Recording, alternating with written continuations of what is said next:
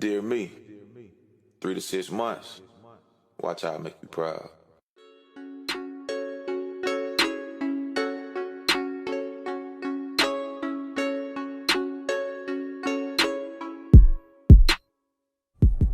What's up, YouTube? Welcome back to week 5 of my journey to Hyrox.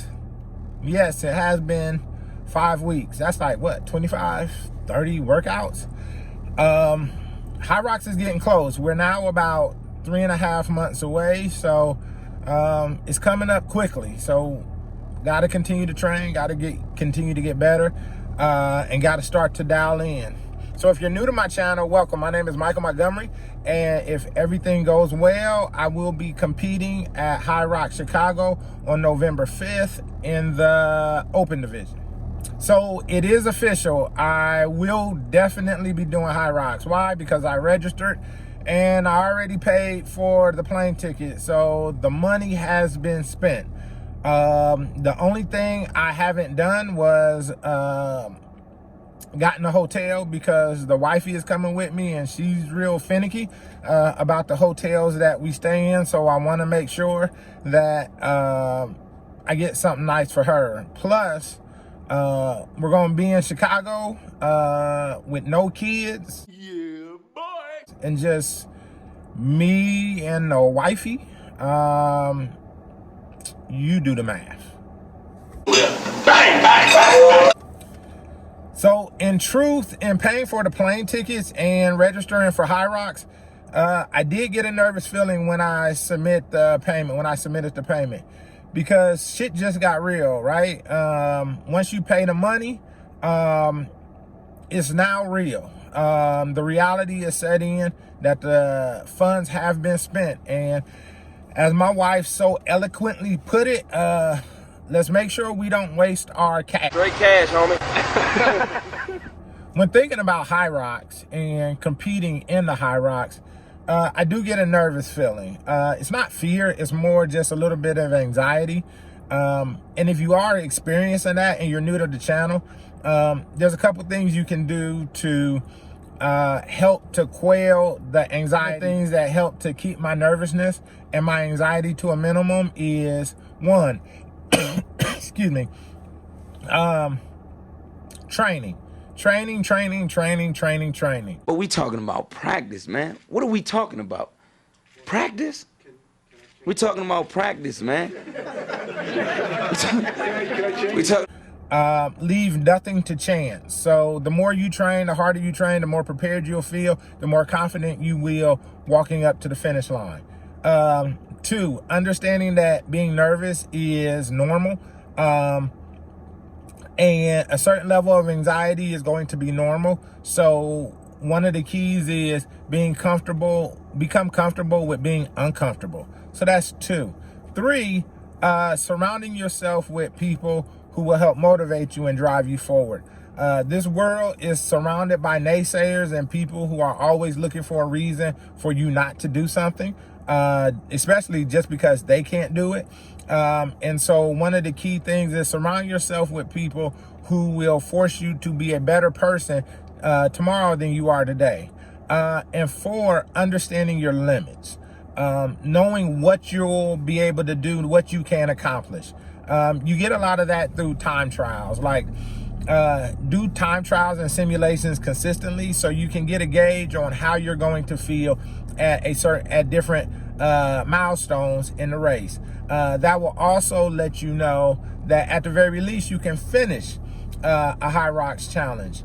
And that's what simulations and time trials are good for. Week 5, the word for the week for week 5 was cardio. It felt like I did so much cardio. I actually at one point thought I was training in Kenya for the Olympics.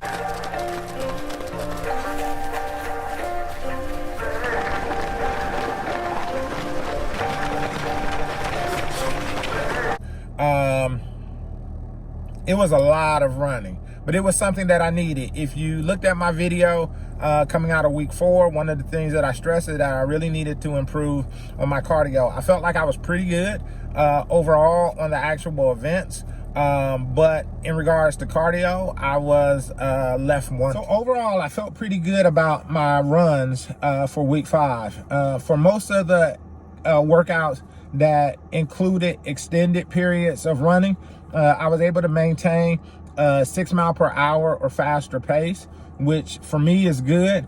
I know for some people watching this, depending on where you're at in your fitness journey, you may be like, man, that's slow as hell. Well, keep in mind, I'm an average person just trying to, number one, finish Hyrox successfully, and 2, finish in a halfway decent time. My goal is to finish in 1 hour and 20 minutes. So if I'm looking at each station, and I'm saying each station is going to take me on average about 4 minutes, that leaves me about 6 minutes for the 1,000-meter run. The problem with that formula, and I already know, is that in looking at the previous results from other people, there's some stations that take longer than 4 minutes. And so that 1,000-meter run is actually going to have to be much faster. But being 3.5 months out, I feel like being able to average a 6 mile per hour or faster pace in extended runs is actually a pretty good starting point. Now, my training limit has been about 55 minutes for all my workouts. Over the next couple weeks, I'm actually going to increase that to 1 hour and 5 minutes. After week 6, I actually increased that to 1 hour and 5 minutes. Then I'll do that for 6 weeks, and then the remaining time up until Hyrox, I'll be training at 1 hour and 15 minutes to 1 hour and 20 minutes. My goal and the plan is to at least get my fitness to a point, or my work capacity to a point where I can consistently work for 1 hour and 20 minutes. That will put me at my goal. Anything over that, I'm just gonna have to tough it out. But my thinking is I at least want to get my work capacity to the point where I can consistently do work for 1 hour and 20 minutes. So during week 5, my wife asked me a great question. I was talking to her about a workout, and she actually said, am I concerned with peaking? And for those who don't know, peaking at a very high level is about getting your body to operate at optimal performance for a given time frame. Usually a person can stay at peak performance level for about 2 weeks. After that, your body begins to somewhat decline, just because you can't maintain top shape forever. So when she asked me, was I concerned about peaking, that was actually a great question. And I decided to answer the question on YouTube. I also gave her the answer, but I decided to answer it on YouTube. So for me, my answer to her at a very high level was no. I'm not concerned about peaking for Hyrox. Excuse me. The reason why, there's a couple reasons, but the first reason is because where I'm at in my development and my training and my conditioning, peaking really isn't a realistic risk for me. Where I'm at in regards to Hyrox from a training standpoint is that I'm still in my infancy stages. There's still a lot of things that, there's still a lot of energy systems and muscle groups in my body that aren't nearly developed enough. Even when I walk to the start line at Hyrox, I'm still going to have deficiencies in my development and my overall fitness level. And so realistically, Hyrox from a performance standpoint is really just going to be another aspect of training. I'm not expecting to be truly competitive just because where I'm at in my fitness journey. And it's not a bad thing. It's just, hey, Hyrox will serve as a gauge in regards to future improvement in my training, my development, and my overall performance. Looking back at week 5, as far as the one workout that I hated the most, I would definitely say the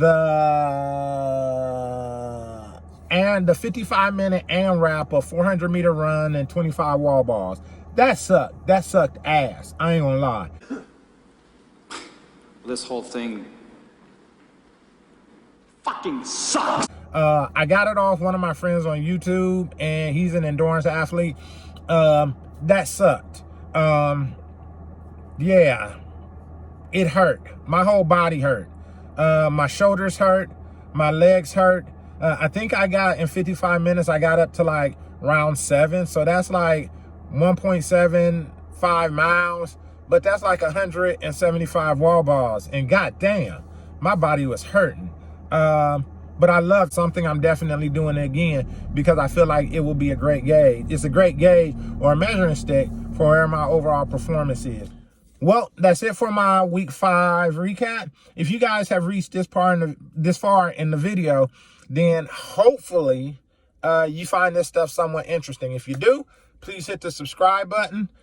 Please hit the like button and continue to follow me in the future.